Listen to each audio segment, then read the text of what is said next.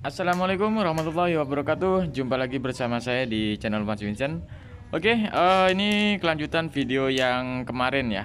Jadi ini kita ganti mesin kompresor, dan di sini untuk pergantian mesin kompresor tetap kita harus flushing terlebih dahulu di bagian pipa kondensor, di bagian evaporator, karena di bagian evaporator kemarin udah jelas itu banyak banget olinya, dan nanti kita akan flushing teman-teman ya.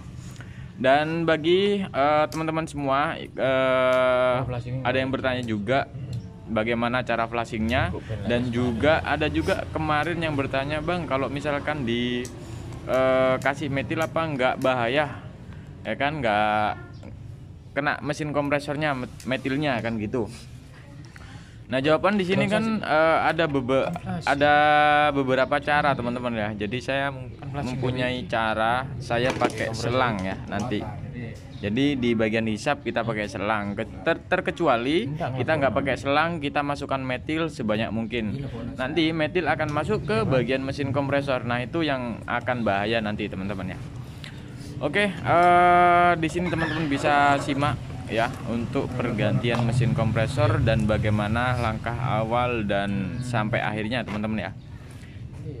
Oke, di sini saya siapkan selang ya, selang bekas mesin cuci. Di sini saya pakai untuk menyambung pipa hisap ke bagian evaporator. Karena di sini kan untuk di bagian evaporator, di bagian pipa yang menuju ke evaporator saya potong. Nah, ini saya sambungkan teman-teman ya, supaya kita bisa flushing atau bisa memasukkan metil ke dalam evaporator. Nah, di sini untuk selangnya. Nah, ini kalau misalkan nggak panjang ya nggak masalah, yang penting ada selang ya teman-teman ya. Oke, sekarang kita masukkan seperti ini. Caranya itu sama seperti kita pemakuman ya. Nah, ini kita kita masukkan ke dua selang ya teman-teman ya.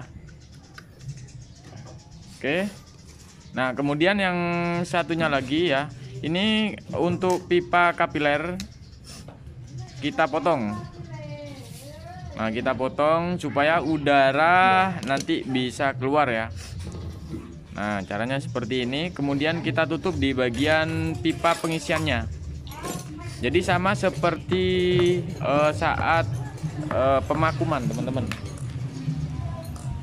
Nah, ini saya menggunakan karet ya, karet bekas kondensor.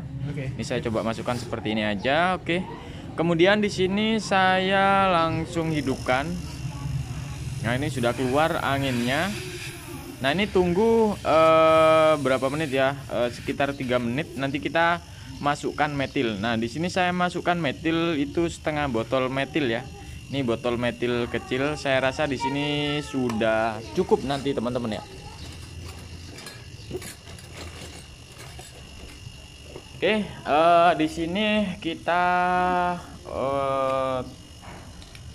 tunggu beberapa menit ya, supaya udaranya keluar.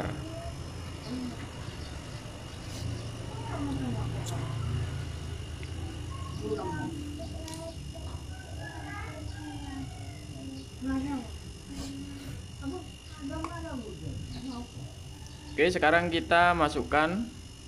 Ini kan masih ada udara teman-teman ya. Itu nggak masalah karena kita nggak pemakuman.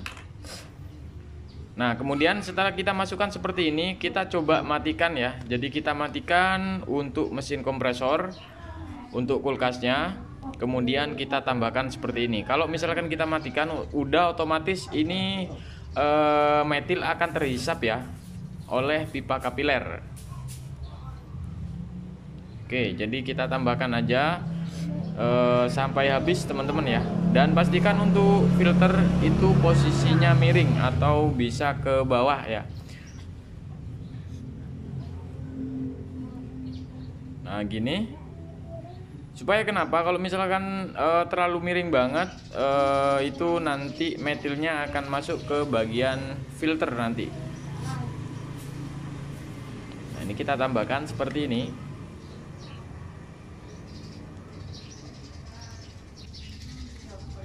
Oke, di sini sudah habis ya untuk metil yang tadi setengah botol udah habis. Kemudian kita tutup. Jadi ini kita tutup. Nah, udah. Baru ini kita lepas teman-teman ya. Jadi ini kita lepas dan kita coba nyalakan kembali untuk mesin kompresornya. Oke, di sini saya lepas. Oke, kemiringannya seperti ini aja. Karena di sini kan masih ada sisa hisap teman-teman ya. Nah, setelah itu kita coba hidupkan dan kita flashing ya. Ini sampai benar-benar bersih teman-teman ya. Nanti kalau misalkan nggak bersih itu saat kita pengisian freon dan freon sudah masuk, nanti prosesnya bunga es itu cukup lama nanti teman-teman ya. Kadangkala itu ada kebuntuan. Oke, kalian di sini bisa dengar suara dari evaporator. Itu ketika kita masukkan metil ke dalam evaporator itu pasti ada suara gemericik air teman-teman ya. Nah, ini. Ya, ini ada teman-teman ya. Ada suara. Nah, ini kita harus flashing benar-benar bersih sampai suara desis itu kering. Oke, sekarang kita flashing terlebih dahulu. Setelah nanti kita flashing juga untuk kondensornya teman-teman ya. Dan jangan lupa juga untuk pergantian filter teman-teman ya. Oke, kita tutup. Kemudian nanti kita buka tutup ya. Oke, di sini sudah selesai untuk pemakuman. Di sini saya skip biar lebih cepat karena proses pemelasingan itu cukup lama teman-teman ya. Dan di sini untuk mesin kompresor, di sini saya menggunakan mesin kompresor LG. Nah, ini NSA 30 dan yang satunya itu kodenya 25. Itu kalau yang 30 dia lebih besar untuk di bagian evaporator teman-teman ya. Ini saya mesin kompresor LG yang lama teman-teman ya. Ini sama seperti mesin kompresor SAP. Oke, setelah saya pasang di sini teman-teman ya, dan di sini saya menemukan penyebabnya teman-teman ya. Jadi penyebabnya itu kenapa mesin kompresor sampai kompresornya itu low ya. Artinya low di sini hilang kompresi. Sampai bunyi apa ya, kayak bunyi shaker gitu teman-teman ya.